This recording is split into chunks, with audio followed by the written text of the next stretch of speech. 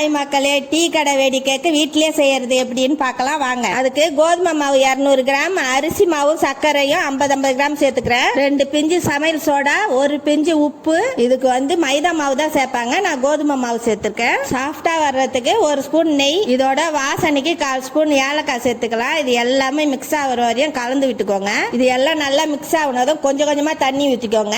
அதிகமா தண்ணி ஊற்றினா குழ குழன்னு ஆயிடும். சப்பாத்தி மாவை விட கொஞ்சம் லூசா பிசைஞ்சு வச்சுக்கலாம். இந்த பதத்துக்கு பிசைஞ்சா போதும். இது 1/4 மணி நேரம் மூடி வச்சிருவோம், ஊறட்டும். மாவு கொஞ்சம் நேரம் ஊறினாதான் நல்லா வரும். மாவு நல்லா ஊறிடுச்சு. இப்ப அடுப்பை பத்த வச்சு வடை சட்டி வச்சுக்கலாம். சட்டி சூடு ஏறினதும் போட்டு எடுக்க தேவையான எண்ணெய் ஊத்திக்கணும். எண்ணெய் ரொம்ப சூடு ஏறிடக்கூடாது. மிதமான சூடானதும் பிசைஞ்சு வச்சிருக்கிற மாவை சின்ன சின்ன உருண்டையா உருட்டி போட்டுக்கலாம். எல்லா மாவையும் உருட்டி போட்டதும் அடுப்பை ஸ்லோவில் வச்சுக்கலாம். அதிகமா வச்சா சீக்கிரம் செவந்துடும், உள்ள மாவு வேவாது. ஒரு பக்கம் வெந்ததும் இன்னொரு பக்கம் திருப்பி போட்டு 5 நிமிஷம் வேக வச்சு எடுத்துக்கலாம். இதே மாதிரி எல்லா உருண்டையும் திருப்பி போட்டு 5 நிமிஷம் வேக வச்சு எடுத்தா வெடி போண்டா ரெடி. நீங்களும் வீட்டுல ட்ரை பண்ணி பாருங்க. நாங்க இதை ஆட்டுக்கால் கேக்குன்னு சொல்லுவோம். நீங்க எப்படி சொல்லுவீங்கன்னு கமெண்ட் பண்ணுங்க. அடுத்த வீடியோல பார்க்கலாம். பாய்.